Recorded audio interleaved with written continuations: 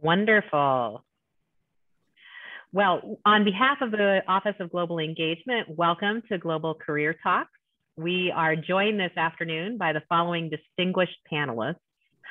Ryan Carroll, the Project Manager of Economic Development and International Trade Manager for the Greater Des Moines Partnership. If you want to give a wave, Ryan, that would be great. Kim, I'll let you wave next. Kim Heidemann is an adjunct instructor at DMACC in Citizen Diplomacy and International Strategies Consultant. And Brita, if you could give a wave. Brita is a 2016 alumni, and she had the distinct pleasure of teaching abroad in Japan through the JET program. My name is Chrystal Stanley. My pronouns are she and her, and I'm the Assistant Director of, I am the Director of Professional and Career Development Services. Because we're doing this virtually, I always like to start with a few housekeeping items. I think by now we know that you may hear a few pets, family, home noises with us being online. So to help with that, when you're not speaking, please be sure to have your microphone off so that the attention can be on our panelists. We ask you to please share your name and your major in the chat, and also any information that you want us to know. It helps the panelists know who they're talking with. And then throughout the evening, we are going to be asking you to ask questions. So this is a great time, now that you know who the panelists are, to start formulating the questions that you'd like to ask. You can put your questions in the chat, and my colleagues Hannah and Jerona will be moderating that, and we'll make sure that your questions are asked after at the end of the event. All right, so with no further ado, I'm going to turn this over to panelists with a question about, a statement. Please share what you're currently doing in the position that you have, and then also speak about your global professional experience and, if applicable, how your education prepared you for these experiences. And let's start with Brita.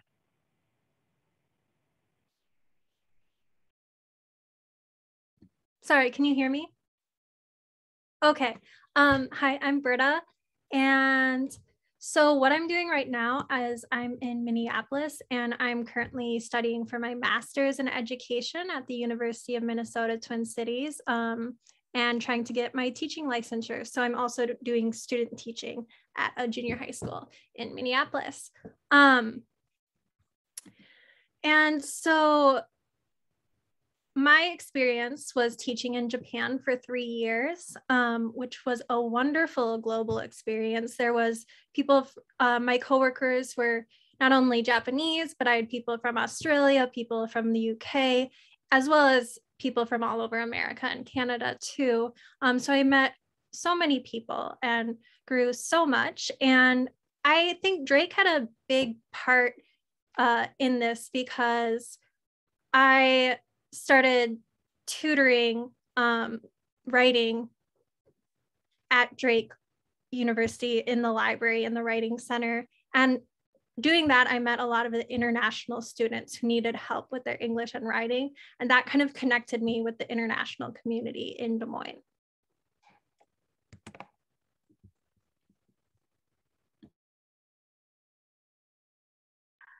I will let you decide who wants to go next. Ryan, you want to fight it out? Ryan and I are like in a gang, like we do. I'll go first. So again, thanks for having me here today. So I also work directly with the Kosovo consulate currently. And I think that what I can safely tell you all is that my education was different probably than what you might expect as far as some traditional education. I ended up going into the international realm instead of teaching several years ago. I always wanted to be a social studies teacher. And so I went that direction of taking a lot of history and government type of classes. I didn't realize it was preparing me for an international, a career in international relations, but it was. I did a graduate program in London at the Diplomatic Academy of London at the University of Westminster. That might sound kind of fancy, but I will tell you that the best education that I received was actually not in the classroom there. There were 80 people in that program. 5 of us were Americans and everybody else was from everywhere else. And so I would actually encourage you to not just think of education as one that you get in a traditional classroom, but to get out and about and volunteer and work in places, in spaces that give you an opportunity to engage with the population you want to engage with. So for example, if you want to get involved in, refugee relocation, for example, then go volunteer at a organization that works in that area. It's probably the single best education that you can get, because you have to have some context, but you really need some hands-on knowledge as well. I'll hand it over to Ryan then. All right. Well, thanks, Kim. Again, good afternoon, everyone. Ryan Carroll, Greater Des Moines Partnership. I work for our regional economic development team, and I have to be perfectly honest, I got into doing global business completely by accident. My whole career, I've done economic development at just kind of different levels. So I initially started out working at the state level. That was by accident as well. I went to college and had it in my mind that I wanted to work for an advertising agency. So my college career was really trying to get on a track of, kind of that marketing advertising space. I did not take a single global class. Anything of that nature. And prior to coming to the Greater Des Moines Partnership, I had never traveled outside of the United States. And so when I started here, Jay Byers, our CEO, said, we're going to have you do your typical economic development work, and we might have you help out a little bit with some of our global stuff if you're okay with that. So I said, well, I don't have any experience doing any of that stuff. I don't speak any other languages. I don't have any kind of background that would lend itself to be helpful in the global space whatsoever. And so what I really kind of had to do is I had to go out and really kind of try to build a network of folks really around the region here who do and did have that kind of experience, and was really fortunate.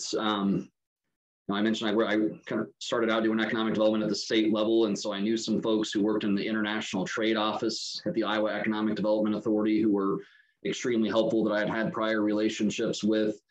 There were certainly a lot of business leaders around the area here who had those kinds of experiences as well. And so was really fortunate to just kind of slowly but surely kind of build that space out. And Kim was certainly one of those folks that I've had the pleasure of working with for a number of years on a number of different initiatives that we have done as it relates to Kosovo. Kim used to work at Iowa Sister States. That's a group that we do a good bit of work with. And so really kind of what we try to do here at the partnership in the international space is we are trying to help our existing companies think about exporting or exporting more if they're doing that already. We are trying to attract foreign direct investments to the Greater Des Moines area. And then we are also trying to attract global talent to the Greater Des Moines area. So it's kind of a three-legged stool approach. And again, I still don't consider myself to really be an expert per se on any of those things. But my experiences, I've been able to travel to multiple different countries now, by now. I've been here almost 10 years already. And so I've been in Dubai, Korea, Japan, Israel, Kosovo, among other places. And so just really learned as I've gone along the way. And I would just tell students I'm a perfect example of anybody can kind of create that mindset along the way. But the key to that is just creating a good network for yourself and kind of taking a look at who maybe that's in that space. And I think Des Moines, Iowa is a great place to do that. And so I think that was pretty much all I was going to mention, at least in the beginning. But again, my whole thing was completely by accident, but I couldn't be happier that it worked out the way that it did. As the Director of Career Services, I have to say that it's really exciting for me to hear all of the different ways that you came to your careers, because we talk about that a lot. So loved those answers. In your opinion, what makes a career global or international? And I will let you decide from now on who goes first.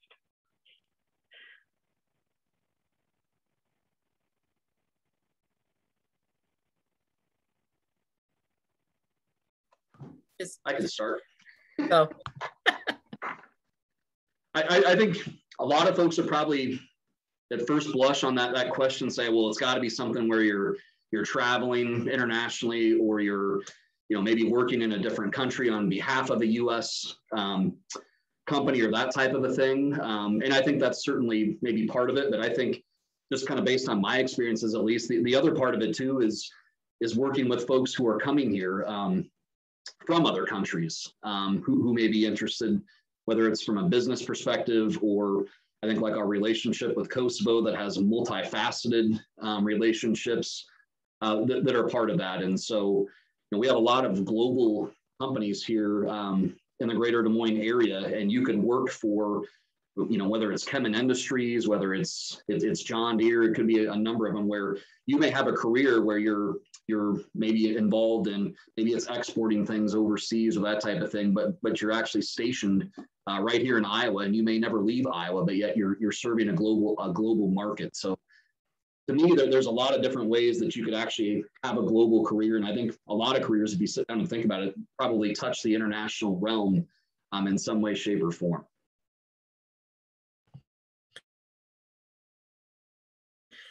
Well, and I guess I would kind of about, global and this idea of being international as a mindset as well. So, I think that if you think about it, not even in the hard terms of, companies and some of those, and think about how a global mindset is one of a growth mindset. And, there's more to, let me back up. It's not more to, it adds to the relationship. If you can build that network, that Ryan was talking about, not just kind of locally within, to operate, but then you start kind of thinking about how do you build that international, or that global network. And you can, like you said, you can work for a company in Des Moines or somewhere in Iowa that has those global connections. You may never leave, but there is that global connection.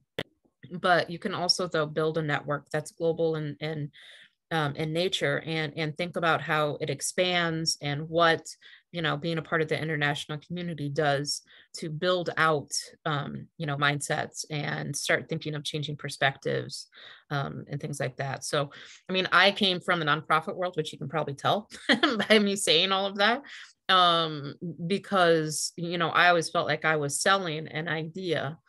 And that's hard.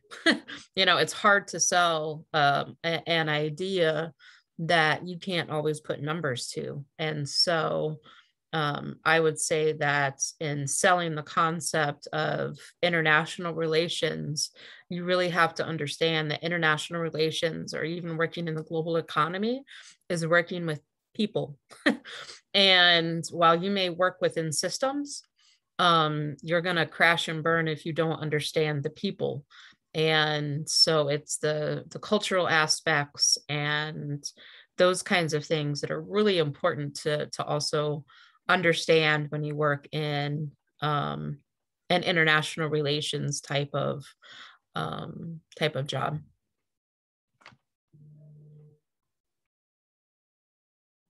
Yeah, I think the other speakers have done a really good job answering this question. I guess all I can add to it is maybe what Kim was saying about people and just having a global mindset and being able to step away from yourself as seeing yourself as just American, but seeing yourself as a citizen of the world, and how we all are connected to each other. you know, despite the countries and boundaries that may exist. Thank you all. The next question is, what opportunities are there in your field currently for global careers?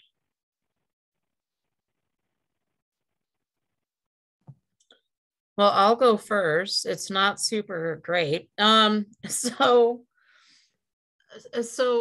it's I don't want to say, you know, to dash any hopes, but I will say that this is an area that you have to really look at and be strategic about. And but I mean, it's there's few and far between sometimes, and sometimes it feels that way. It's getting way better. It's way better now than when I started. I think everybody needs to understand, you know, expectation management, right? So you want to go into this field, then you really do have to put some time and effort into the volunteer hours. You got to get to know people. It just is the way it is. That concept of it's who you know oftentimes does help you fall into the right job. You know, Ryan said he came by it by accident. I'm kind of the same way. I had volunteered at the historical building, and the woman who was my kind of boss, or who I was volunteering for, she knew the board president at Iowa Sister States and got me an interview. So, so it's one of those kind of random things oftentimes, you know, being in the right place at the right time. And don't be discouraged if it comes around at a later point in your life too. But it is helpful, and I'm not going to always have to advocate this, but it is helpful if you are willing to move a little bit too. If you want to stay right here, maybe your options are a little limited and you may have to do something else before you get into where you want to go. But if you're willing to move, to have those experiences like what Brita did, you know, with the JET program, or even me when I left for that year and went to grad school in London, it's helpful. Because again, it expands that network and your perspective and gives you a little bit more to kind of draw from as far as what you want to do and where you want to go.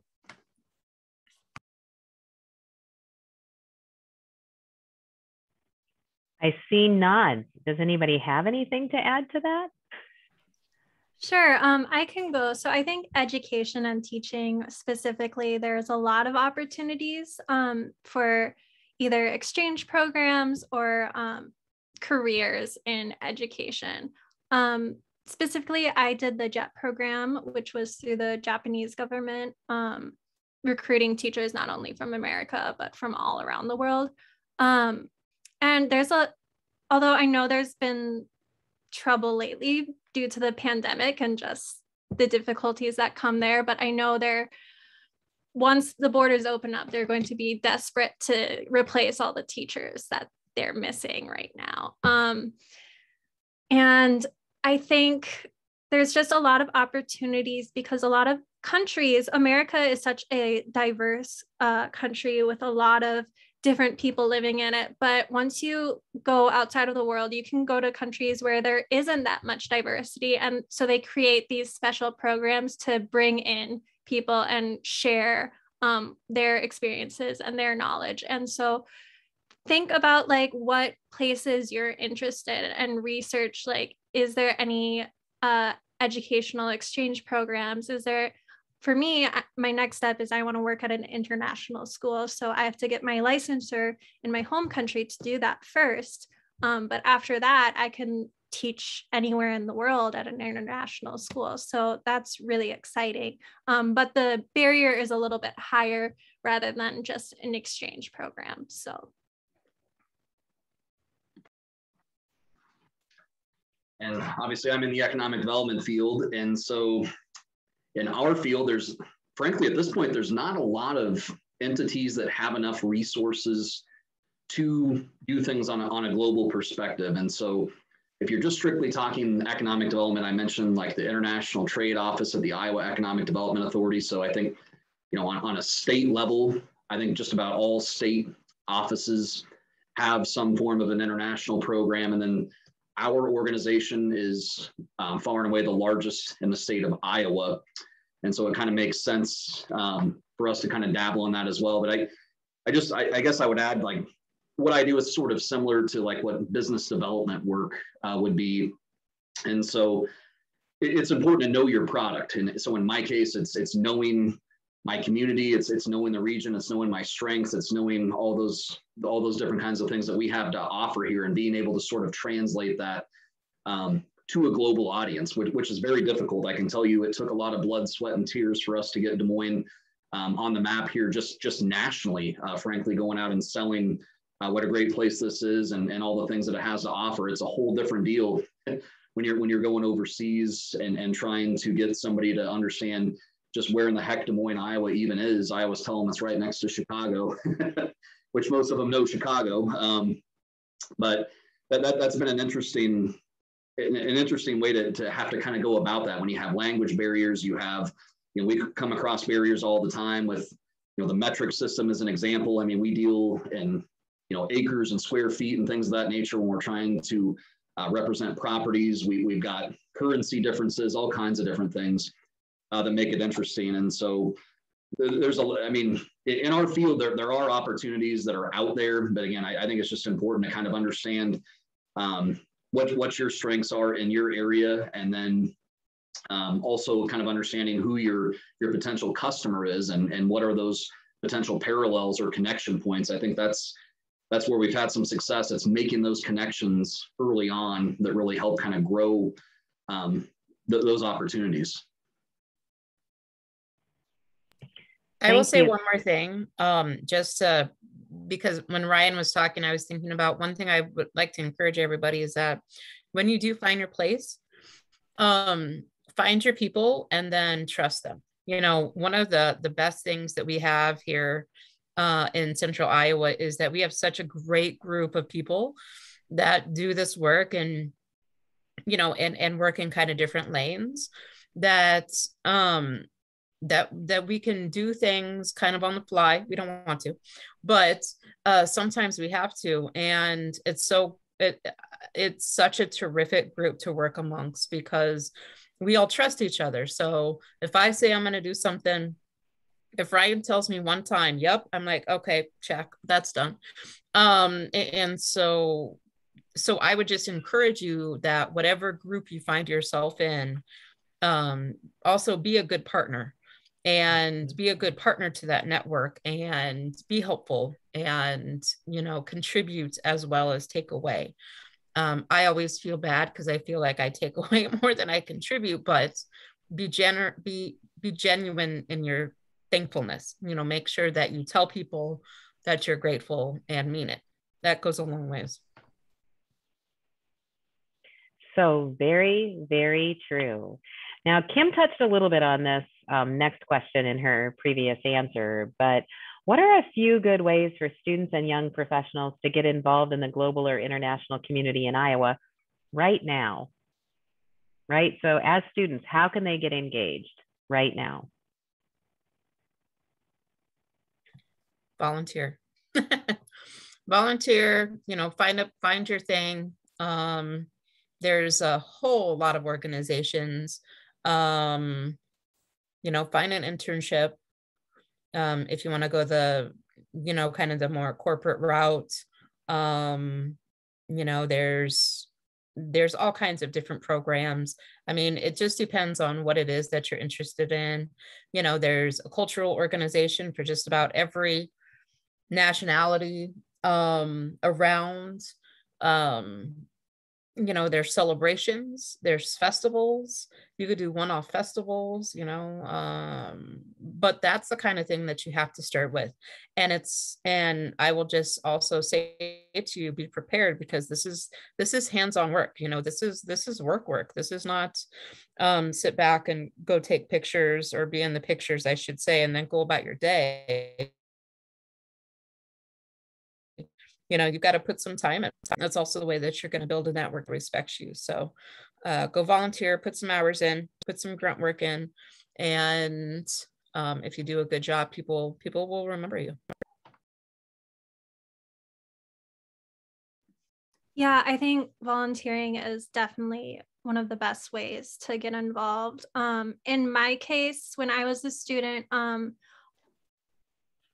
during my breaks in the summer when I moved back to Minneapolis, I volunteered at an organization called Neighborhood House, which I was helping with their English language instruction at the library, teaching adults English. But there was a lot of different opportunities and ways to get involved. And through that summer, I was seeing the same people once a week. And I really built some great relationships and learned so much about the communities that are here in Minneapolis.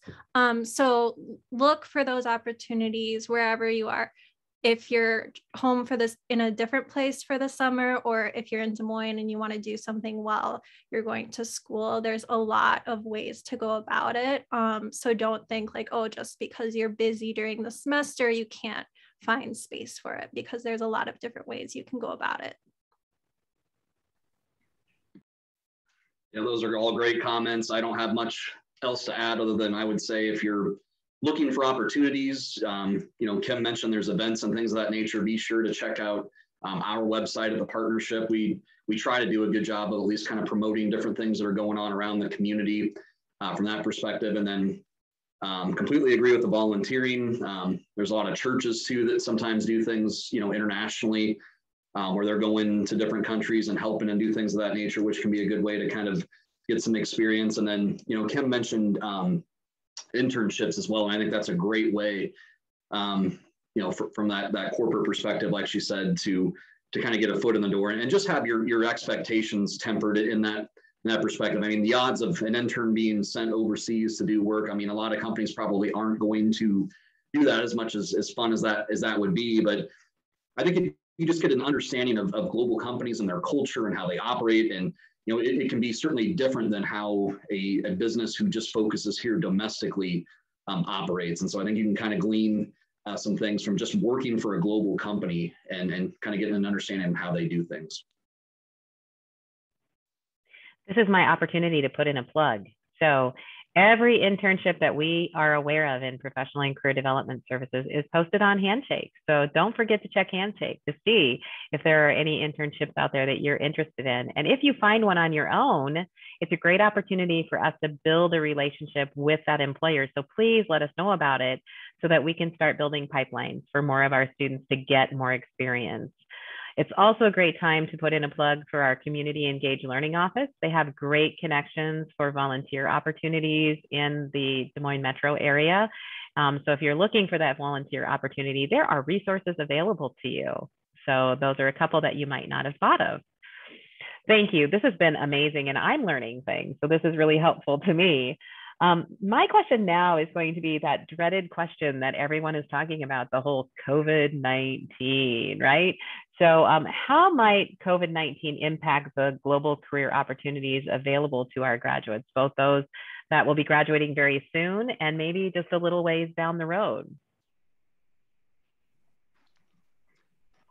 I guess I can start with that one, just kind of based on some of the things that we are seeing. So I think it's certainly possible, probable here in the near term that, travel is going to be slow to kind of really get back to where it's been previously. And so the ability to do things like this, though, virtually, I think more and more organizations are trying to take advantage of the ability to at least connect virtually. Now, the challenge, obviously, tends to be dependent upon what part of the world you're trying to connect with. The time difference can certainly be a challenge. But long term, I mean, global business is not going away. 95% of the world's customers are outside of this country. And so businesses in this country are going to have to continue to sell products and services globally. So I think we just kind of keep our heads down and just keep focused on what we're trying to achieve. But there may be other mediums like this virtual component that may be used more than anybody would like to. But I think there are some advantages of having this capability as we move forward, because I don't think this is ever going to go away completely. And so it is kind of a nice option to have, particularly if you're like me and work for a nonprofit organization It's very expensive for us to take trips and do things like that internationally. And this at least gives us a way to continue doing that. So I would say don't be discouraged by things that are going on with some travel restrictions and some other things right now with COVID. And I think we'll get past it eventually, just not as soon as anybody wants. Well, and I don't know that it's going away. I mean, I think this is just how it's going to be. And that's a better way to even just go at it and just assume that, especially, the pattern is through the winter months, especially, it's just a challenge. And so I would also kind of have everyone temper their expectations when it comes to international, relations at all, because nothing, globally is easy. So this is just sort of like, okay, let's just add kind of one more layer to it. It's, to get somewhere, building out, securing that, that global partner. This is an investment of time and energy. This is not something you just do very quickly. And so honestly, I think that the introduction of normalizing the idea of using Zoom and others has been a help. I think that this is now something that people don't find so strange, and that you can conduct business and meetings, online, and it's a legitimate form of business. So I think that in a way, this has been a really nice sort of addition to, to our toolbox, as far as a tool to use to communicate with our friends abroad. So, there's good and bad.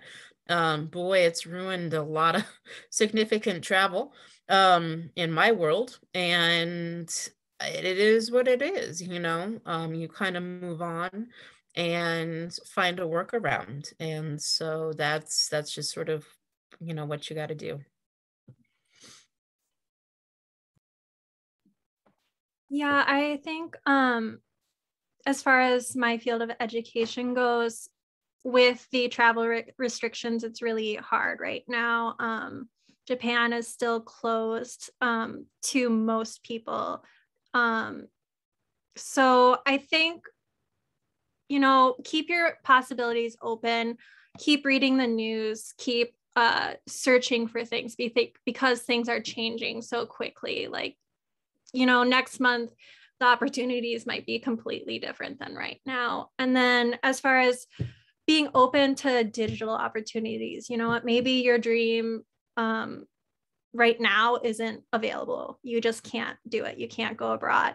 But like, what can you do that can at least help you get there in the future? In the meantime, like, I know some of my friends are doing tutoring to students in China via Zoom. Like, there's just like these networks available to connect people across the world. So there's definitely stuff out there you can do despite not being able to physically travel as freely as we're used to.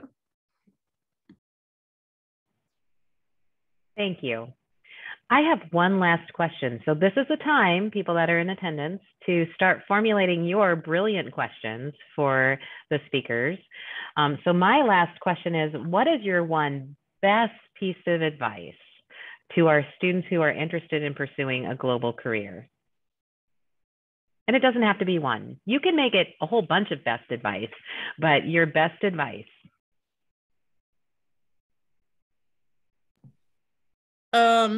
So here's my best advice. Don't think it can't happen. Don't be persuaded that you can't do it. Like Ryan said, if anyone can fall into this, I mean, I'm the same. I am from Nowhereville, a farm kid from Story County. And I have done some outlandish things in my career that really is unexpected. So don't ever kind of let go of that idea that you're meant to do something, that kind of changes the world. If not, it changes the space, your space in the world. Don't think this isn't hard work. So understand that every day you have to, you know, I say prove your existence. You know why that taxpayer is paying, you know, for whatever it is that you're doing, or why those donors are paying for what you're doing. You need to put in the hours and the effort and time. Look for the helpers. We don't do any of this by ourselves. And so I think that looking for those mentors, for those people that are already doing what you want to do is a great idea, a great thing to do, to just say, gosh, I want to do this. Tell me your story. So start building a network that way.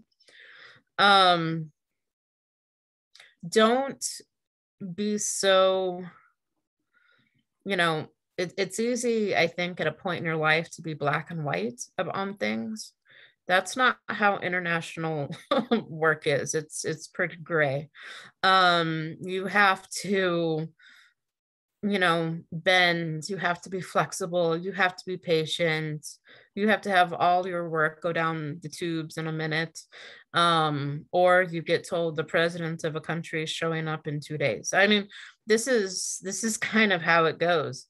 And so you have to figure out a way to temper your disposition or your personality.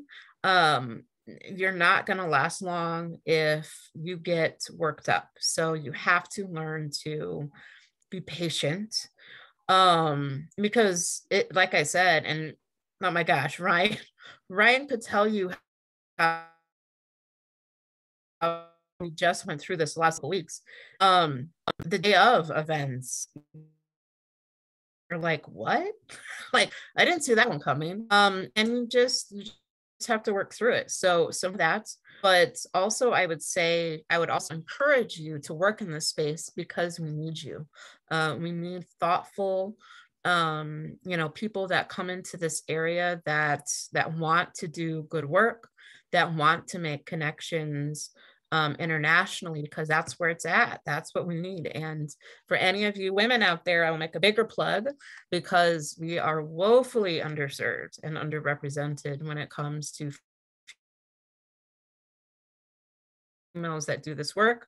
Again, attest to this, I am a lot of times the only girl there, and I have been for about 20 years now, in some of these situations, and that's fine. But I'm just saying that, you know, push your way through there. As a female, get involved and make sure that your voice is heard.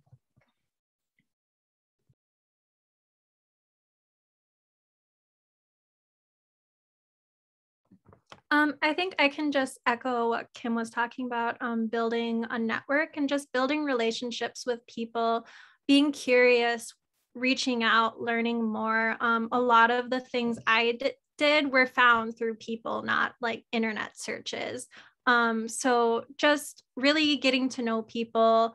If you don't know someone, but like you're like, oh, I want to do that, like reach out to that person, or like find a connection somewhere, because you can get there. And like just having that connection and learning from them, learning from their experience, can just open up so many pathways that you didn't even know existed. Because it's really hard to find things when you have, like, even with the internet, it's just overwhelming. You can't narrow it down. So I think people are the best resources.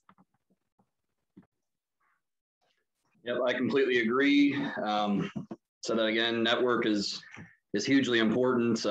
I've got two really good friends who are instructors there at Drake, Matthew Mitchell, Jeff Kappen. If your students take their classes, learn from them. That, I mean, they have so much experience and knowledge in that base.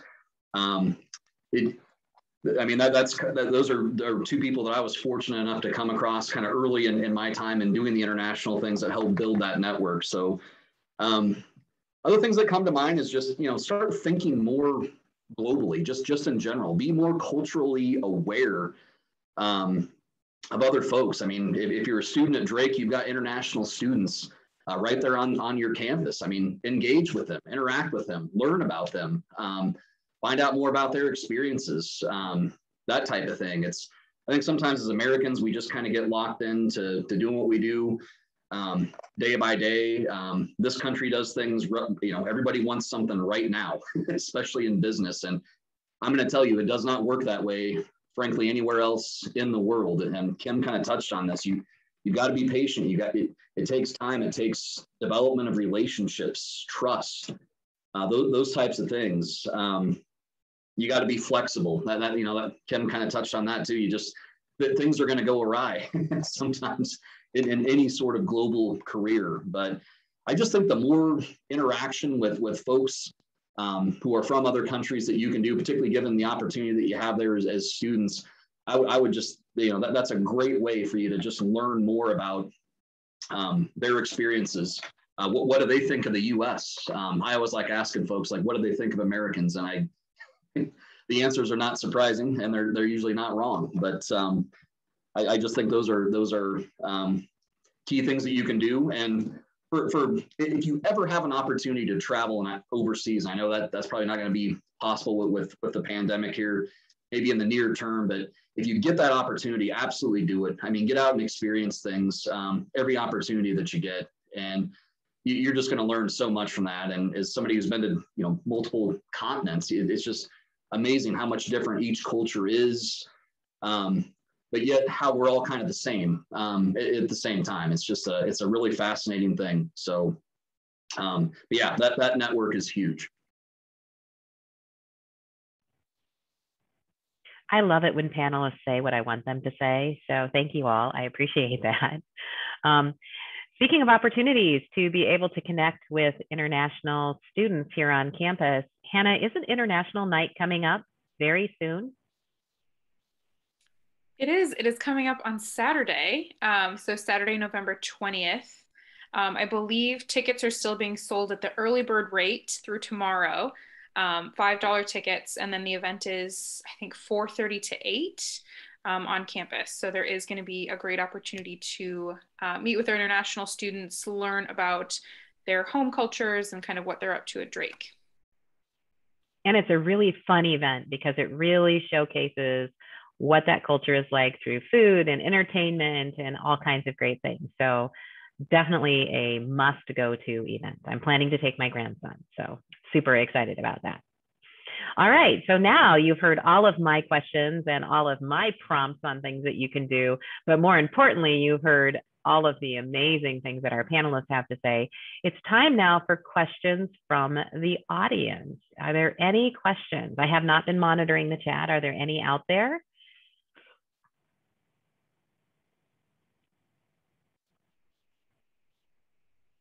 There is international night information out there from Girona. So if you're interested in those tickets, it's a great link to click on.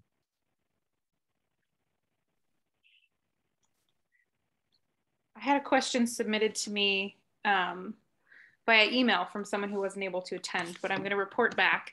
And you've touched on this a little bit already, but the question was, how critical are foreign language skills and or direct international experience to being successful in a global career field? Or, alternately, what are those skills or experiences that will help you be successful in a global career field?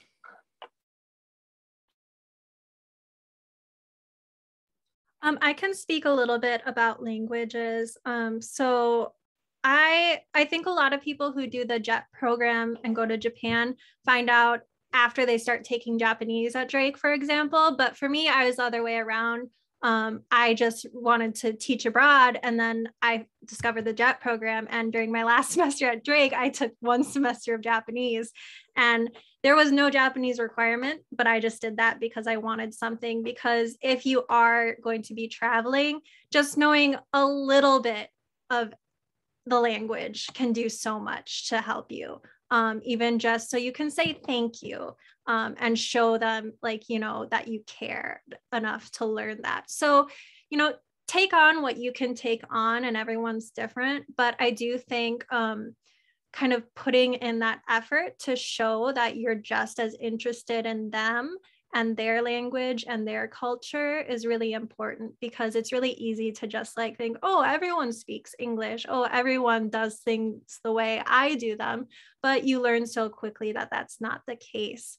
So I think it's definitely not necessary, but it can really help, and it can help you meet people you wouldn't have met otherwise. As I got better at Japanese, I was able to expand my network even further. So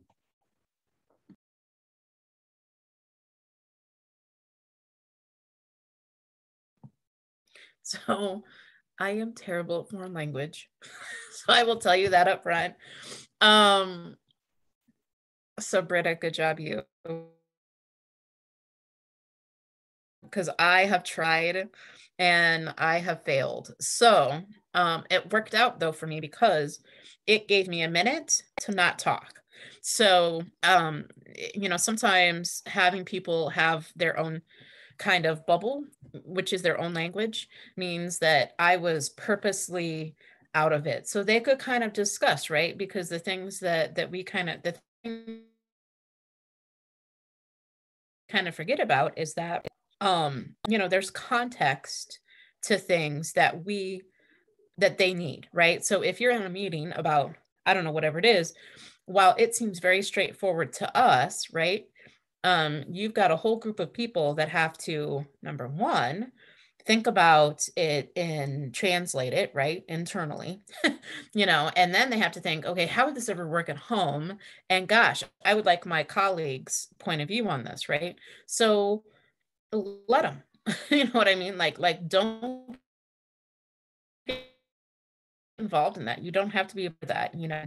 And so it kind of became kind of saving grace for me, actually, because it meant that there was some space, and that I had to give them space, and that they had some time to themselves, which was really, really helpful. And I'm sorry, besides the language, Hannah, what was the other part?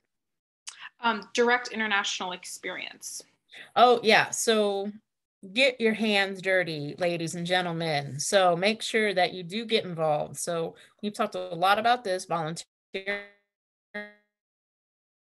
and whatnot. That is what I would call in the trenches. Miss Hannah did that with me for several years. You need some time with the actual people involved, right? So that's the kind of thing you're not going to get in any sort of classroom. You're not going to understand by reading any sort of textbook. You're only going to get it from face-to-face interaction by understanding where someone's coming from. It doesn't kill you to pick up a Western Civ book. It doesn't hurt to have a working knowledge of the place that you're working with or from, because again, everywhere else on this planet is not insulated like the United States. Okay, so there are big issues basically everywhere else on this planet. You know, between nation states, and so you have to respect that. And unless you want to insert foot into mouth, oftentimes you probably should understand the players and the neighbors and how the neighbors interact with the country you're working in. So good on you if you can do the foreign language thing. I never could. And it served me okay. And then the other side of it is do try really hard to get some direct interaction when it comes to especially your foundation time of getting involved in international relations work. And again, the Brita and Kim covered that extremely well. I always take the time, and I obviously, as I mentioned, you know, some people would argue I don't speak very good English, more or less another language. But it's taken the time to, like Brita said, you know, learn how to say please, learn how to say thank you. And excuse me, if you're going to a specific country, do your homework before you go, and you're going to be in great shape. And you know, you want to understand sometimes gestures that we use may mean something completely different someplace else. So you want to be cognizant of some of those things, and just kind of do a scan of just how things are. Food is another thing, right? So there's some cultural traditions. There's some things that folks eat that you may think to yourself, boy, I would never want to eat that, but you need to prepare yourself because you don't want to offend folks. I think ultimately that's kind of the mindset I try to have is I don't want to be offending anybody or be a distraction to what we're doing. I want to try to treat people with the same welcoming and respect as if they were coming here and we were hosting them, that type of thing. And so, again, I just think if I can do it, anybody can do it. You can kind of gain that cultural awareness before you travel somewhere, and I think you're going to be just fine in terms of what you're doing. And yeah, language can be a challenge. If you're having to speak through an interpreter, just remember to slow down. Don't say 5 paragraphs worth of things and then expect the person to try to say what you just said back to somebody else. So just, again, we kind of touched on this before, but just be patient and just be aware, and I think you'll be just fine. And one thing on what Ryan said, the alcohol. So like there's food and there's alcohol kind of protocols too, to everything that, like, prepare yourself for certain things. Like there's some expectations that if you don't know ahead of time can be shocking, when it comes to different cultures, from China, Japan to, Eastern European countries. They all have different attitudes towards alcohol, but in all of them, alcohol plays a role in some way. And so that was always a challenge for me, trying to kind of always navigate those things, because if you're going to 3 events a day and they expect you to drink at all of them, and they expect you to also talk, coherently, you got to figure out how to get around some of that, right? And so it's a really good way. It's just a good idea to know what you're going to do ahead of time. I have done a lot of liquor and a lot of soup bowls. They are very handy, just in order to not be disrespectful to the host, but knowing that I also have to speak coherently. So I wanted to add just a little bit more. I think even when you're speaking the same language, like there's so much possibility of misunderstanding. So just like being prepared for those misunderstandings to happen, and then also like learning about things beforehand, like know how people greet each other. Don't automatically go for a handshake because maybe that's not like a part or something that would be comfortable for that other person. Like some cultures aren't used to eye contact, whereas that's just natural for us. There's this famous story that they tell most of the new teachers who arrive in Japan, how there's this business meeting between an American company and a Japanese company. And they were speaking in English. They were going over this whole plan. And at the end, the Japanese company said, well, that sounds like a nice plan, but it sounds a little difficult. And then the American company said, okay. And they left, and they thought that the Japanese company was going to move forward with the plan, but they just were trying to indirectly decline it. Whereas the American company just thought they were saying that it would be hard for them to do, but they'd still do it. So just being aware of the different ways we can interpret things and double checking that people are understanding each other, because it's not just about speaking another language, it's about exchanging information and understanding each other. That is all wonderful advice. And I would add that understand that there are differences in the cultures, and that the culture we come from isn't the right one. So to understand that and be respectful that the culture you're in is the right culture, right, that culture is right for where they are, right? So did that make sense? I hope. All right, thank you. Any other questions? We're nearing the end of our time, but I think we can squeeze in one more if anyone has a question. I have a question. And this might be a little bit more, I guess, on that corporate leaning side. But are there any systems or ways to vet a company's sort of commitment to international and being a global partner, if you will?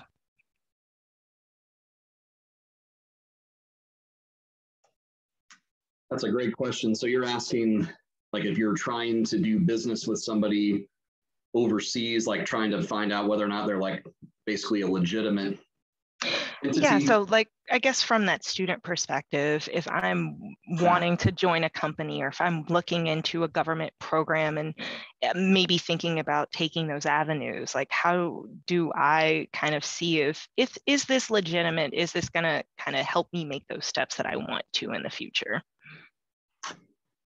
So sorry. So it's like if you were going to go work for an international company overseas or work for a U.S. company who is doing international work.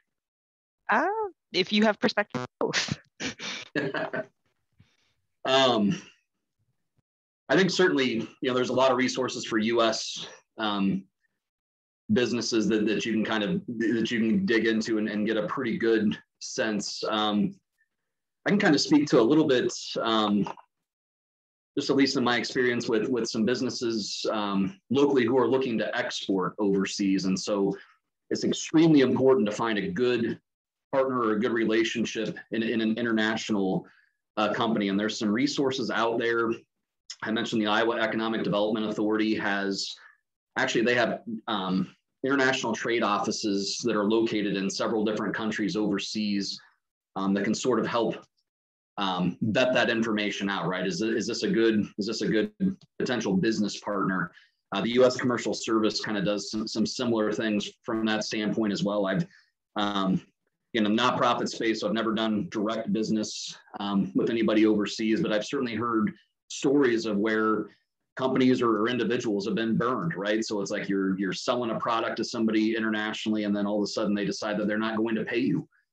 And then come to find out, well, gosh, there's not much of anything that you can do about that, unfortunately. And so I think, again, it kind of goes into the network thing a little bit of trying to kind of leverage folks who maybe somebody has done business overseas, or maybe somebody, if it's a U.S. company, maybe somebody knows somebody who's done business with them.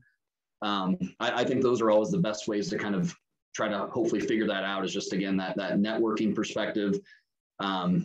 Leaning on folks who have maybe talked the talk and walked the walk before a little bit, if that makes sense. Yeah, and I just piggyback on what Ryan said. I would never just cold like take anyone's word for it.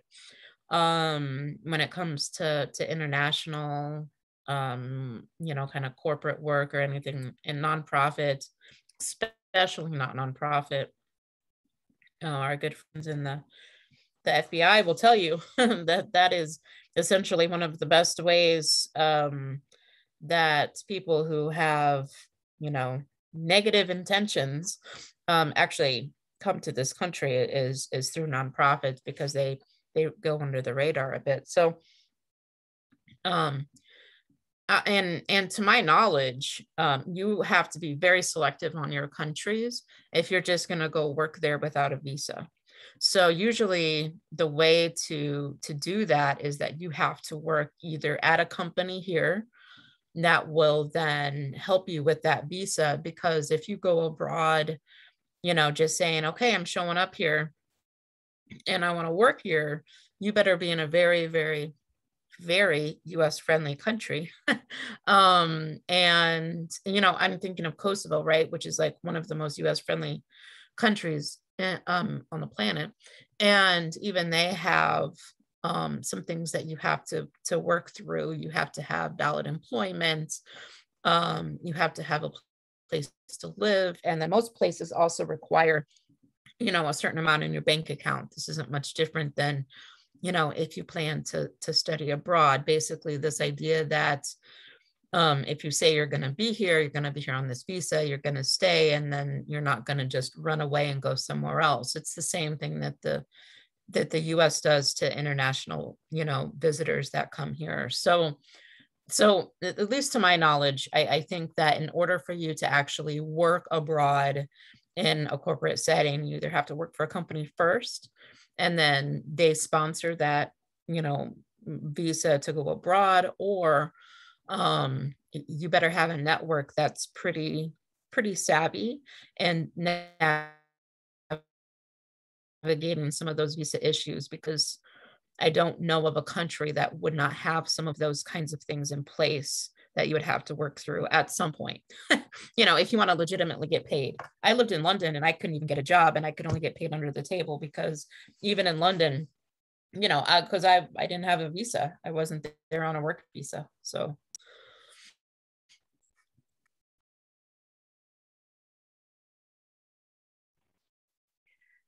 Sorry, my computer won't let me unmute my my video. I just suddenly disappeared, but there we go. Oops, nope.